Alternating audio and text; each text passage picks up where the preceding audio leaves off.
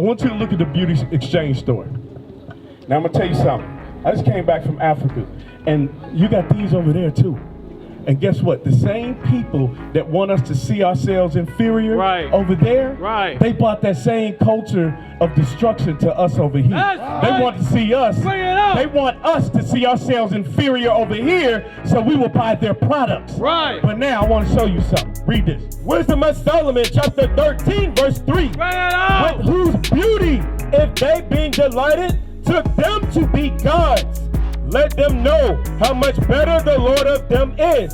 For the first author of beauty have created them. So now it says the first author, Daniel 7:9, the first author of beauty created them.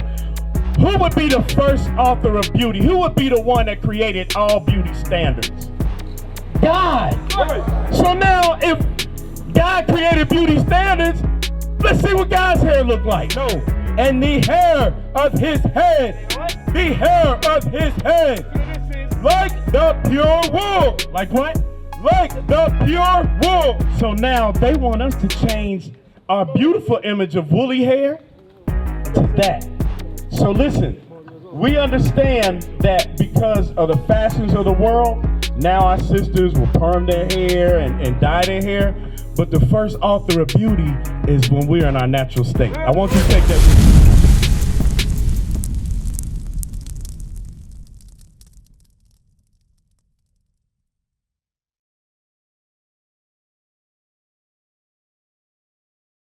So, do y'all read the Bible? You read the Bible?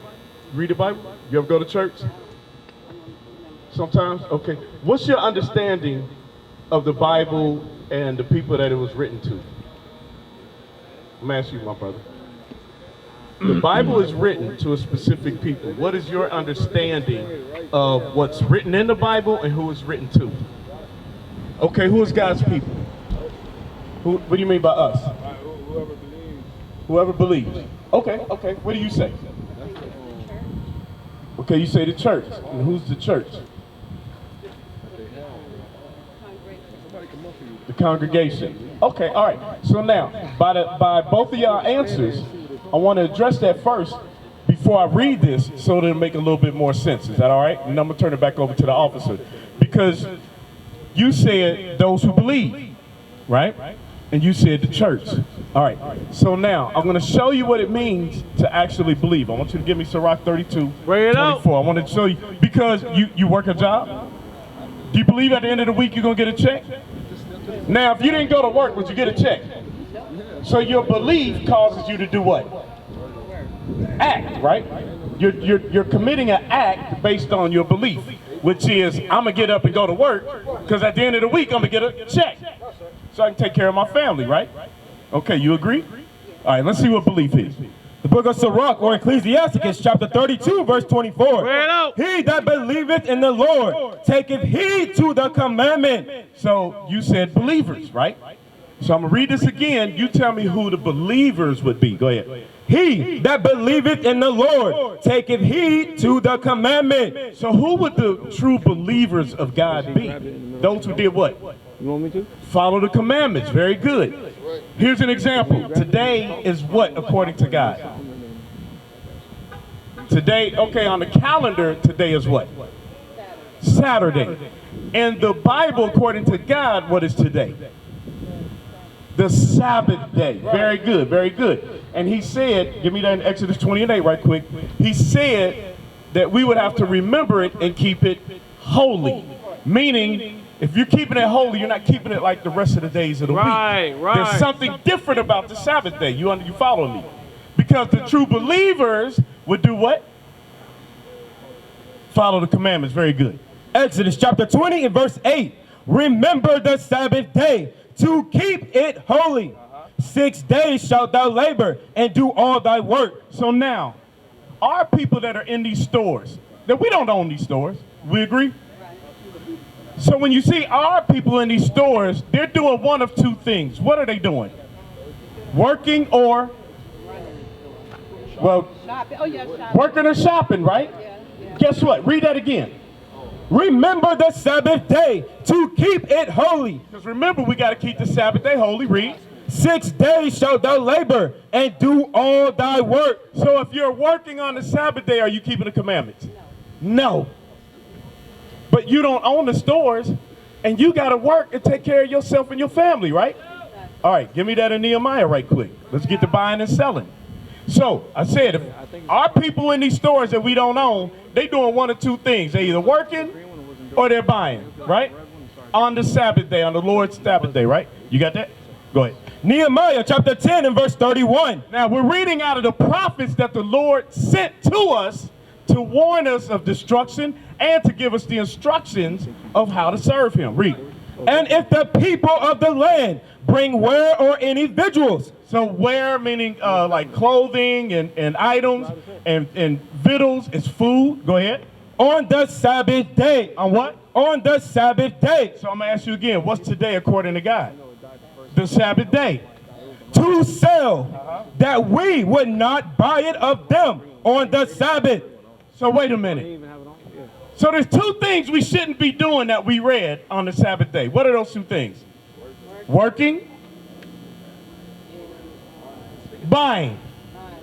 What do you see our people doing today? So do we love God? Are we believers if we doing that? No. So go back to Sirach 32. So that's why when by your answer, I'm showing you biblically, we've never been taught the Bible correctly. Right, that's right. Because your answer is a standard Christian answer. Now that's no offense towards you, because we used to do the same thing. Right. I used to do the same thing. Right. You know how many Sabbaths in my life I was working overtime because I had to take care of a family? And it's not by coincidence you get time and a half when you work on the Sabbath. It's not by coincidence that it's designed like that. Right. I'm saying that.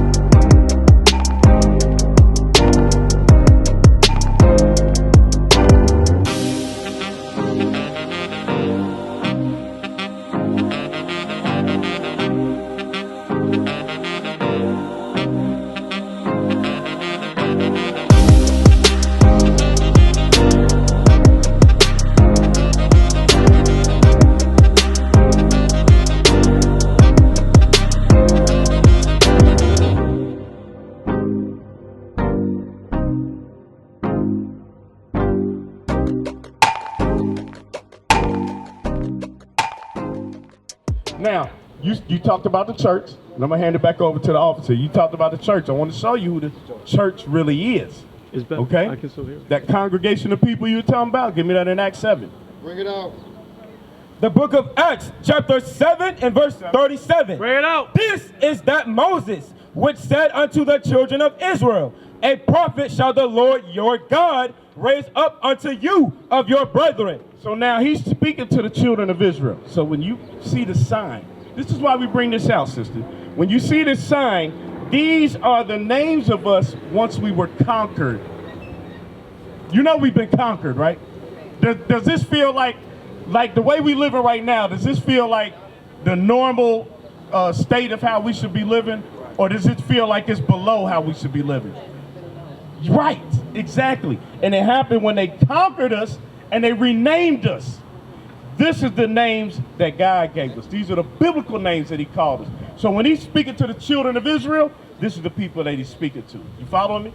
All right, read that again. This is that Moses, which said unto the children of Israel, a prophet shall the Lord your God raise up unto you of your brethren, like unto me. So the Lord would raise up a prophet of these people's brethren, meaning by blood, your people. So why would we let me step over here. Why would we be taught an image that looks like this? Does this look like that's our people? Bring it out. But wait a minute, what did we just read? Read it again. This is that Moses, which said unto the children of Israel, a prophet shall the Lord your God raise up unto you of your brethren. Of your who? Of your brethren. Now we're reading this right out the Bible, and we're reading about the church. Go ahead. like unto me, him shall ye hear. This is he that was in the church in the wilderness. That was in the what? In the church in the wilderness. So now, when Moses, who was black, led the Israelites, so-called blacks and Hispanics today, out of Egypt into the wilderness, sis, that was the church. Right. Do you understand? That was the church. I just want to deal with one more thing. Give me the image of the Wisdom of Solomon 13:3. Because now, I want you to look at the beauty exchange store. Now, I'm going to tell you something. I just came back from Africa, and you got these over there, too. And guess what? The same people that want us to see ourselves inferior over there, they brought that same culture of destruction to us over here. They want to see us. They want us to see ourselves inferior over here, so we will buy their products. But now I want to show you something. Read this. Wisdom of Solomon, chapter 13, verse 3. With whose beauty, if they being delighted, took them to be gods, let them know how much better the Lord of them is. For the first author of beauty have created them. So now it says the first author, Daniel 7:9, the first author of beauty created them. Who would be the first author of beauty? Who would be the one that created all beauty standards? God. So now if God created beauty standards, let's see what God's hair looked like. Daniel chapter 7, verse 9. Daniel chapter 7 and verse 9. I beheld till the thrones were cast down, and the Ancient of Days did sit, whose garment was white as snow, and the hair of his head, like the pure wool. Like what? Like the pure wool. So now they want us to change our beautiful image of woolly hair to that. So listen, we understand that because of the fashions of the world, now our sisters will perm their hair and dye their hair. But the first author of beauty is when we're in our natural state. I want you to take that with you, sis, all right? I want you to call me.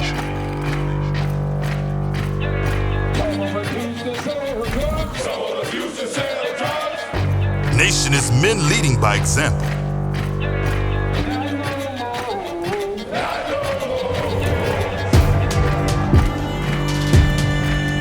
Nation is family.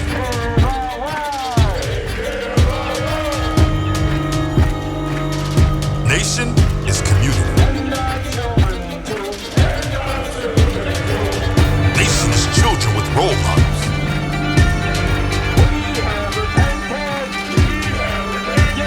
Nation is unity.